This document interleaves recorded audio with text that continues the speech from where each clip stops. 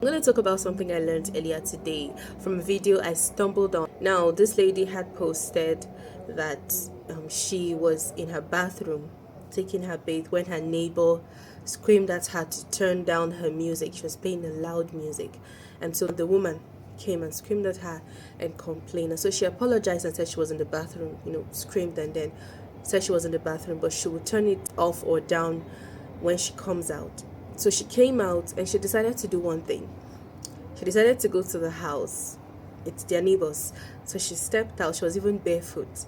She stepped out, asked the husband where his wife was, and he said she was inside. So he called her and she spoke to her. She apologized. I was shocked.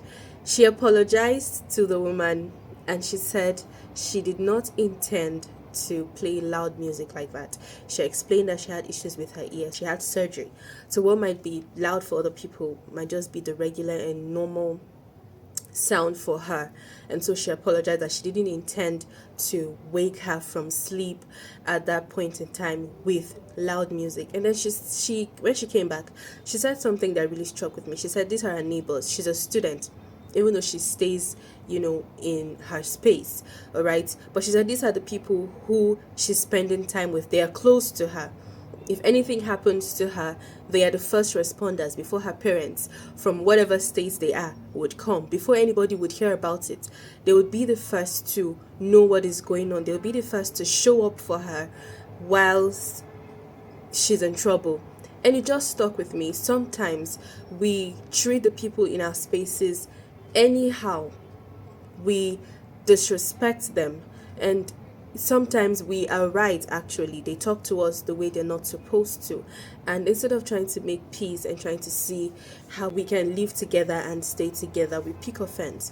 So honestly, I just want to say, prioritize peace over being right. You can be right, but if it's going to affect the peace, if it's going to affect your relationship with people, prioritize that peace over that being right, unless you get to a point where you see that your rights are being trampled on. You have no right, you have no space, you have no voice. That is when you get to stand up for yourself. In fact, the moment you notice or you see any space of disrespect, any form of that, you address it. But at this point, that's not what we're talking about. We're talking about you prioritizing peace over just being right, you prioritizing your respect, that space, you protecting that friendship that you have with people. We're all humans.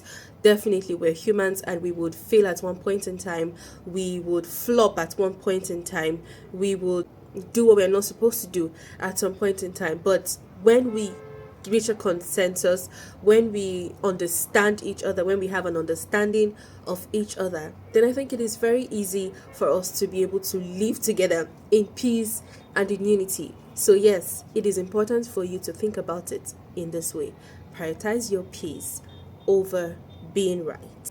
Relationships are very important, and it's very good for you to keep relationships. They are important.